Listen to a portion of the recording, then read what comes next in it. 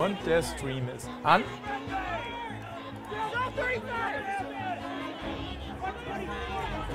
da sind wir auch schon.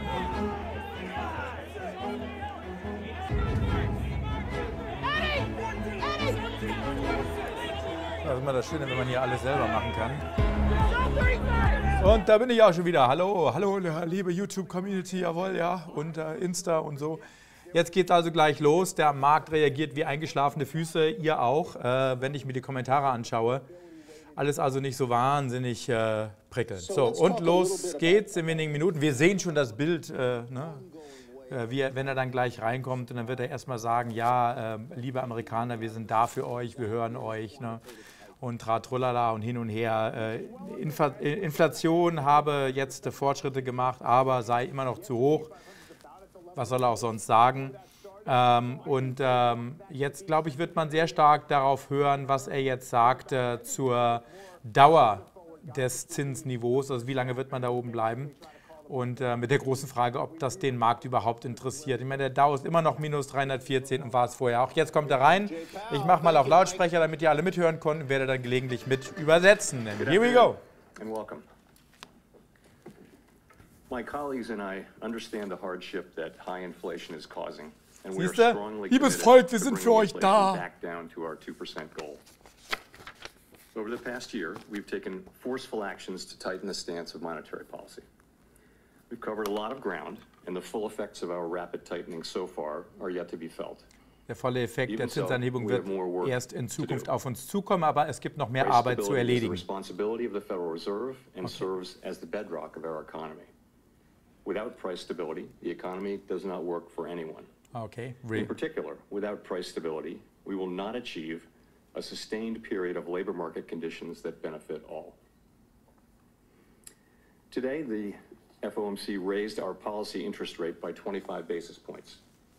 We continue to anticipate that ongoing increases will be appropriate in order to attain a stance of monetary policy that is sufficiently restrictive. Also definitiv im März eine weitere Zinsanhebung.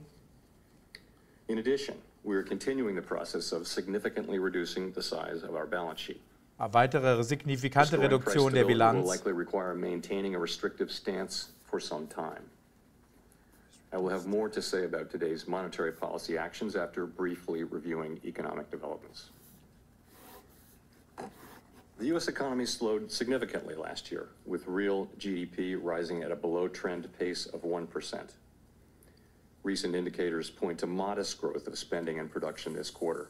Nasdaq minus 40, spending appears to be expanding at a subdued Dow pace, minus 400, reflecting tighter financial conditions over the past year.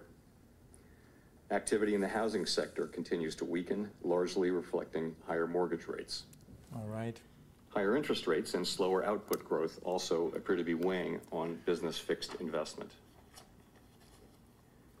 Despite the slowdown in growth, the labor market remains extremely tight. Der Arbeitsmarkt bleibt extrem eng. Das war zu erwarten, der Kommentar. Very high and wage growth elevated. Job gains have been robust, with employment rising by an average of 247,000 jobs per month over the last 3 months. Although the pace of job gains has slowed over the course of the past year and nominal wage growth has shown some signs of easing, the labor market continues to be out of balance. Der Arbeitsmarkt ist immer noch in keinem Gleichgewicht. Wesentlich mehr Nachfrage als verfügbare Arbeitskräfte. Inflation remains well above our longer run goal of 2%. Over the 12 months ending in December, total PCE prices rose 5.0%. Excluding the volatile food and energy categories, core PCE prices rose 4.4%. The inflation data received over the past 3 months show a welcome reduction in the monthly pace of increases. Also nimmt zur Kenntnis, dass in den letzten 3 Monaten die Inflation an Dynamik verloren hat. Man braucht substanziell mehr Evidenz und Hinweise, dass der Trend halten wird. Ich muss sagen, bisher alles jetzt nicht besonders bahnbrechend. Ich decke meine Shorts mal ein. Ein Teil. The longer the current bout of high inflation continues, the greater the chance that expectations of higher inflation will become entrenched. Okay, fine. The Fed's monetary policy actions are guided by our mandate to promote maximum employment and stable prices for the American people. My colleagues and I are acutely aware that high inflation imposes significant hardship as it erodes purchasing power, especially for those least able to meet the higher costs of essentials, like food, housing, and transportation. We are highly attentive to the risks that inflation poses to both sides of our mandate, and we are strongly committed to returning inflation to our 2% objective. At today's meeting, the committee raised the target range for the federal funds rate by 25 basis points, bringing the target range to 4.5% to 4.75%. Okay. And we are continuing the process of significantly reducing the size of our balance sheet. With today's action, we have raised interest rates by 4.5 percentage points over the past year. We continue to anticipate that ongoing increases in the target range for the federal funds rate will be appropriate in order to attain a stance of monetary policy that is sufficiently Also in restrictive anderen Worten, to weitere return inflation to Zinsanhebungen. 2% over time. We are seeing the effects of our policy actions on demand in the most interest-sensitive sectors of the economy, particularly housing. It will take time, however, for the full effects of monetary restraint to be realized, especially on inflation. In light of the cumulative tightening of monetary policy and the lags with which monetary policy affects economic activity and inflation, the committee decided to raise interest rates by 25 basis points today. Guys, also ich muss ganz ehrlich sagen, ich finde, das hört sich alles nach einem relativ zahnlosen Tiger an. Ja? Also wir sehen definitiv fortan weitere kleine Zinsanhebungen und jetzt muss man herausfinden, wie lange es diese Zinsanhebungsschritte noch geben wird. Alles wirtschaftsabhängig, logisch. We have been taking forceful steps to moderate demand so that it comes into better alignment with supply. Der Dow minus 430, der Nasdaq minus 40. Die Fragerunde wird jetzt noch einigermaßen spannend, aber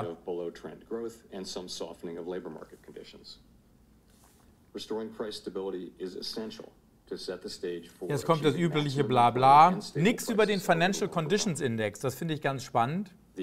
Vielleicht kommt das noch in der Fragerunde.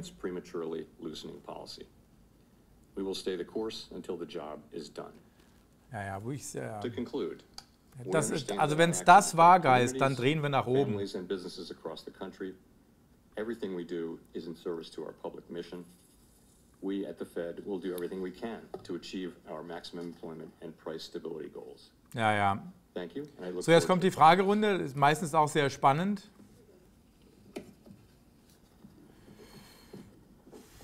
Chris Rugaber, the Associated Press. Thank you for doing this. As you know, financial conditions have loosened since the fall, with bond yields falling. Financial conditions. Which has also brought down mortgage rates, and the stock market posted a solid gain in January. Does that make your job of combating inflation harder? And could you see lifting rates higher than you otherwise would to offset the increase in, or to offset the easing of financial conditions? Sehr gute Frage. So it is important that overall financial conditions continue to reflect the policy restraint that we're putting in place in order to bring inflation down to 2%. And of course, financial conditions have tightened very significantly over the past year. I would say that our focus is not on short-term moves, but on sustained changes to broader financial conditions. And it is our judgment that we're not yet at a sufficiently restrictive policy stance, which is why we say that we expect ongoing hikes. Das ist alles so zahnlos. So zahnlos, das wird der Markt lieben, was da gerade erzählt. Ja? And we will take into account overall financial conditions along with many other factors as we set policy. Das ist alles. Also im Prinzip die Frage zu Financial Condition, also die Sorge, dass Jerome Powell das nicht akzeptiert und bremst, ist eigentlich aus dem Weg geräumt mit den Kommentaren. Denn im Prinzip sehen wir, dass, er sagt halt, ja, wir haben, die Zinsen werden weiter steigen und es werden also kleinere Zinsschritte sein, aber wir wissen noch nicht, wie lange. Und die Zinsen werden länger oben bleiben. Aber dazu wirklich, finde ich, keine ganz klaren Aussagen und vor allen Dingen nicht wirklich so sehr hawkisch, wie man befürchtet hätte. Also von daher, das klingt das für mich relativ mild alles, was er da erzählt. Ja? Is really at an early stage. What you see is really in the goods sector, you see inflation now coming down because ja, also man liest hier und da, dass das alles ein bisschen mehr hawkisch war, aber das finde ich überhaupt nicht. Ja? Ich finde, dass Jerome Powell sehr gelassen wirkt und sehr, ne, er bleibt auf Kurs und jetzt ist der S&P schon wieder im Plus. Shorts sind eingedeckt. Jetzt drehen wir nach oben und ich glaube auch, dass, wie gesagt, das Fazit der Konferenz eigentlich eher positiv ist als negativ. Und I'm out. Jetzt bin ich gespannt, wie die Earnings ausfallen von Meta Platforms heute Abend. Für mich gab es in der Pressekonferenz keine großen Überraschungen. Im Gegenteil, ich wäre eigentlich davon ausgegangen, dass Jerome Powell wesentlich deutlicher macht, wie lange das Zinsniveau oben bleibt. Und dazu gab es heute in der Pressekonferenz bisher jedenfalls noch keine großen Drohgebärden. Ne?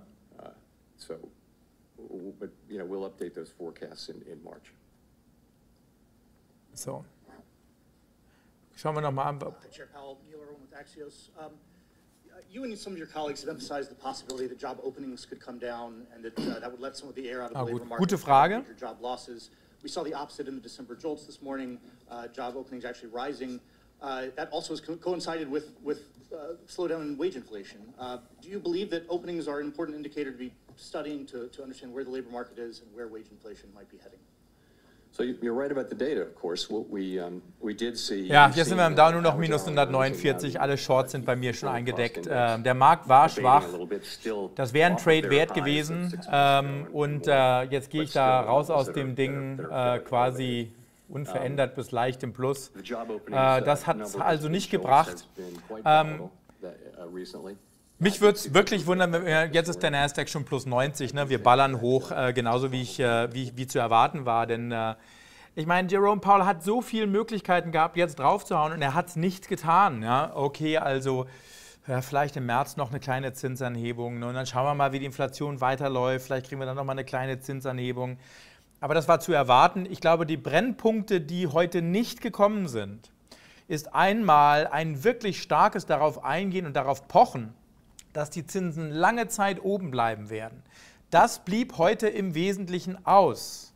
Er sagt, ne, for a considerable time restrictive, for some time restrictive. Okay, aber es klang jetzt nicht so, als ist er sauer, dass der Kapitalmarkt 200 Basispunkte an Zinssenkungen bis Ende 2024 eingepreist hat. Dafür klang das alles sehr, sehr mild, was er da von sich gegeben hat.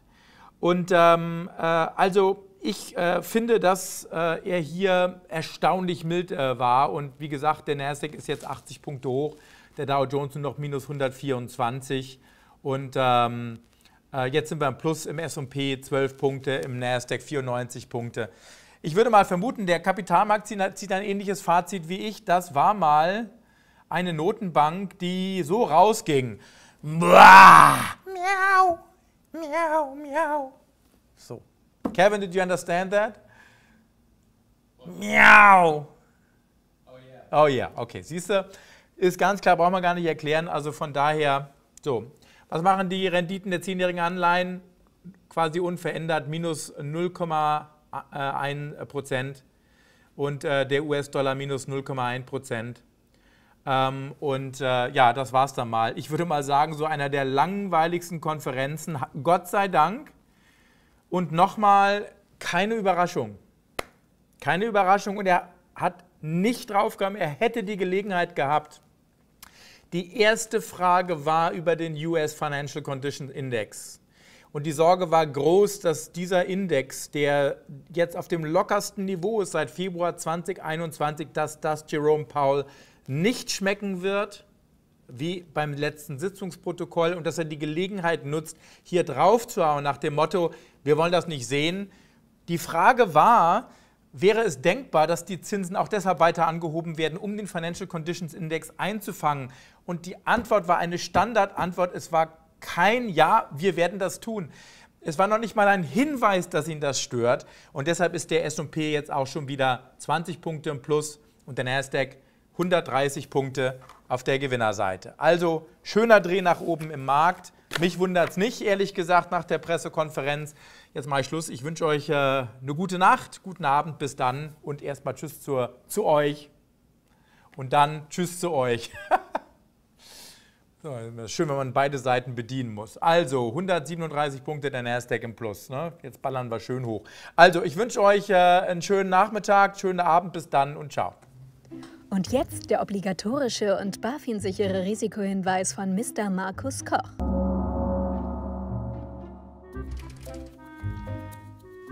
Meine Damen und Herren, liebe Aufsichtsbehörden, ich darf Sie darauf hinweisen, dass die Inhalte in diesem Video ausschließlich der allgemeinen Information dienen und keiner Empfehlungen zum Erwerb oder der Veräußerung bestimmter Finanzinstrumente und somit keine Anlageberatung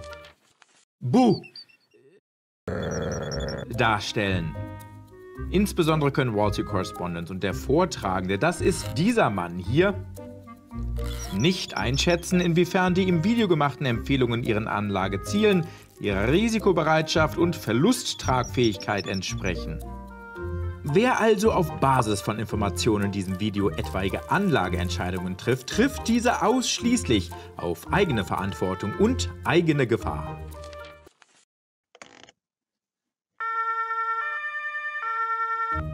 Und das wiederum bedeutet, dass weder Wall Street Correspondent noch der Vortragende, das ist immer noch dieser Mann hier, für Verluste haften, die sie dadurch erleiden, dass sie Anlageentscheidungen aufgrund von Informationen oder Kommentaren in diesem Video getroffen haben.